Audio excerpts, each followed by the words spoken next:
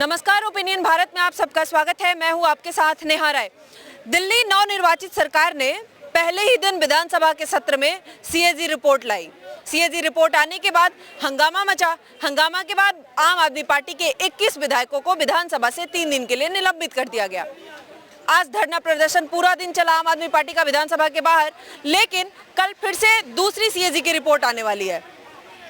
उसमें क्या है ये देखना दिलचस्प होगा, लेकिन आम आदमी पार्टी की मुश्किलें बढ़ रही है। आम आदमी पार्टी के संयोजक अरविंद केजरीवाल की मुश्किलें लगातार बढ़ते जा रही है, जिससे दिख रहा है कि आने वाले समय में जिस तरह से सीएजी रिपोर्ट आ रहा है, आम आदमी पार्टी की बोलती बनते है, धरना प्रदर्शन चल रहा है लगातार, आने वाले समय में आम आदमी पार्टी की और मुश्किलें बढ़ने वाली है। लेकिन साथ ही साथ आपको बता दें कि दिल्ली में नई सरकार आते ही जगहों के नाम बदलने की फिर से चर्चाएं भी शुरू हो गई है। सरकार बदली, जगहों का नाम भी बदलेगा। क्या ये जरूरी है? हम अभी मौजूद है दिल्ली के कैनाट प्लेस में। यहाँ मौजूद लोगों से हम बात करेंगे कि क्या नजफगढ़ और मुस्तफाबाद अगर जगहों के नाम बदल दी जाए तो क्या इससे अलग कुछ परिवर्तन हो जाएगा? क्या इससे देश में कुछ बहुत बड़ा बदलाव हो जाएगा? कितना जरूरी है सर नाम बदलना? उत्तर प्रदेश में योगी आदित्यनाथ इस चीज के लिए प्रसिद्ध थे। अब दिल्ली में फिर से वही सरकार, वही बात, आप मेरे कितना जरूरी है? ये मेरे को बताओ, ये प्रथा आज की है? ये कांग्रेस के टाइम ही बदले जा रहे थे। बेंगलुरु कर दिया बेंगलोर को, कलकत्ता को कोलकाता, दिल्ली को दिल्ली, ये बदले जा ही रहे थे। मद्रास को चेन्नई, ये सारी चीज़ें तब तो नहीं आवाज़ उठाने वाला कोई था, क्योंकि ये खलियार गैंग है, इन्होंने कुछ है नहीं मुद्दा ले दे के। अगर जो लोग बदलना चाहते हैं अपने एरिया का नाम, प्रयागराज के लोगों ने बदलना चाहा।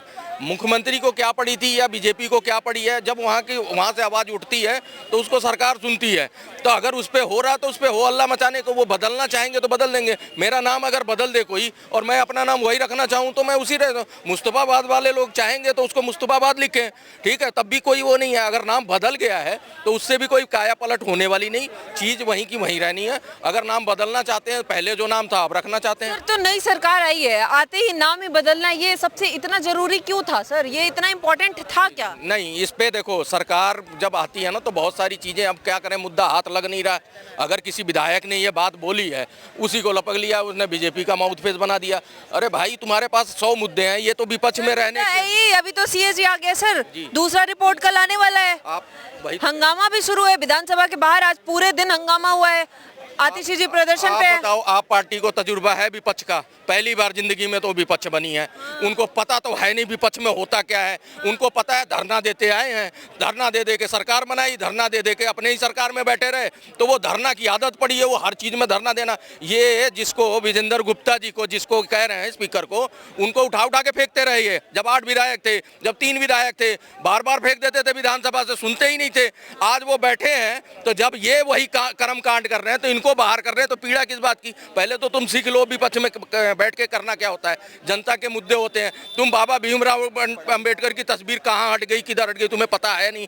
खाम उस पर बवाल मचा रहे हो कि ताकि सीएजी की रिपोर्ट लोगों तक भाई पूरी तरह से ना हो। तो आप अपनी जो कर्म कांड है उसको छुपाने के लिए ऐसे उल्ट मुद्दे ला रहे हो जो इसका कोई तथ्य नहीं है, मतलब धरातल पे टिकने वाले मुद्दे नहीं है। ये मुद्दा तो सच्चाई है, वो तो इस बात को भी मानने को तैयार नहीं है। सीएजी रिपोर्ट कह रहे हैं गलत है।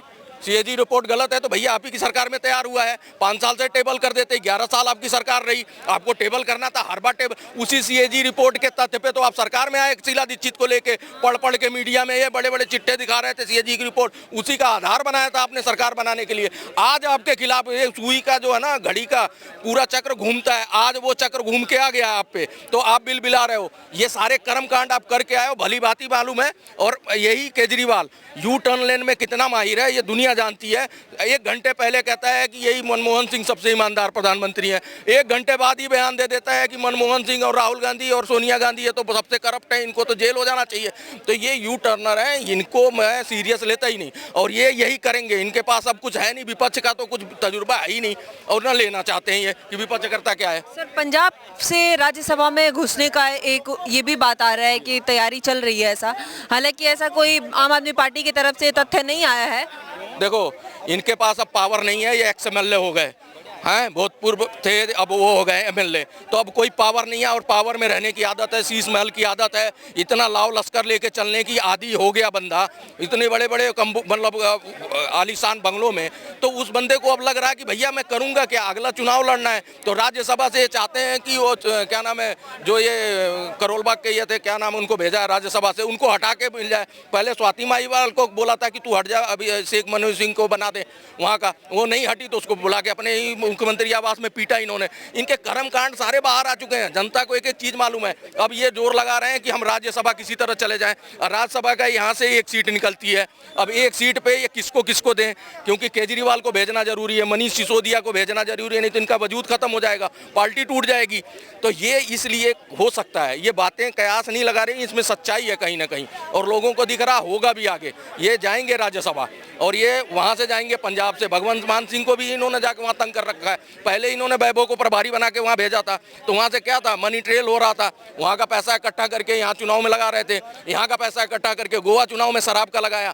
तो ये सारी पब्लिक को मालूम, अब जन जन तक पहुँच जाता है। मोबाइल जो है ऐसा माध्यम हो गया है कि आपकी पल पल की खबरें लोगों तक आती हैं। अच्छा, जिस तरह से आज आतिशी जी को विधानसभा के बाहर रोका गया, अब आतिशी कह रही है ये तो तानाशाही है, पुलिस की तानाशाही, सरकार की तानाशाही, सरकारी एजेंसियों की तानाशाही, ये तो लगातार यही सरकार करते आई है बीजेपी। स्पीकर का बता देना, उनको तजुर्बा है। तो विपक्ष में स्पीकर का क्या होता है, वो जहाँ जब रोकना चाहे, जब आपको निष्कासित करना चाहे, पहले हमारा भी स्पीकर पहले था, ऐसे तो कभी नहीं हुआ।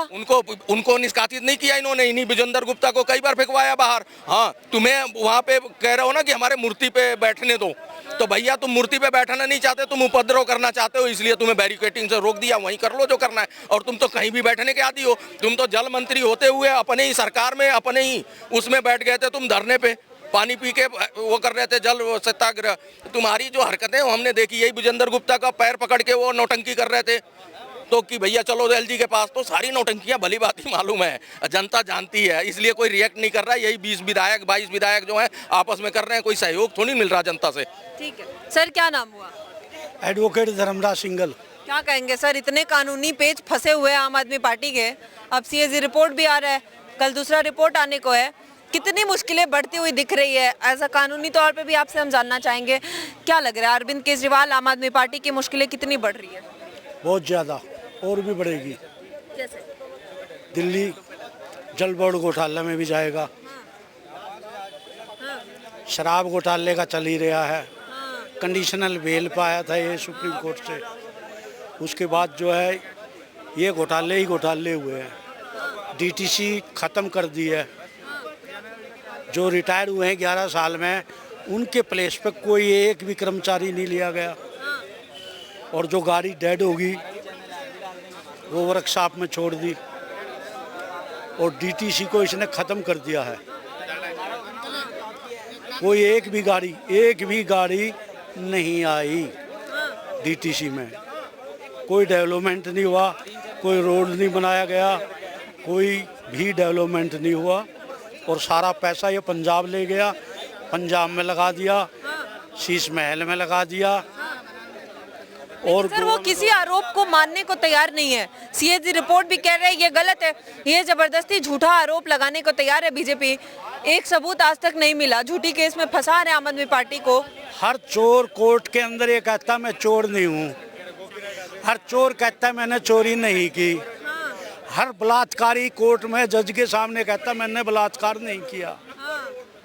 डॉक्यूमेंट्री एविडेंस होती है, आई विटनेस होती है, वही तो कह रहे, एक भी सबूत मिला नहीं ना, कंस्टांसिस होती है, और सारे।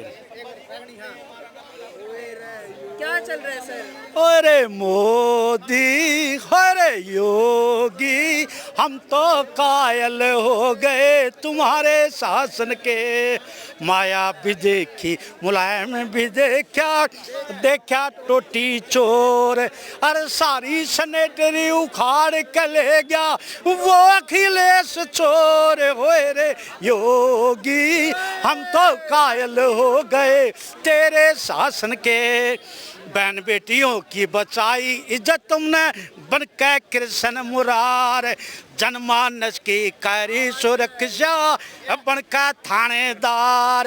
और गांव गांव ये बिजली लेके घर घर दिए कनेक्शन हो रे योगी, अरे मोदी हम तो कायल हो गए तुम्हारे शासन के।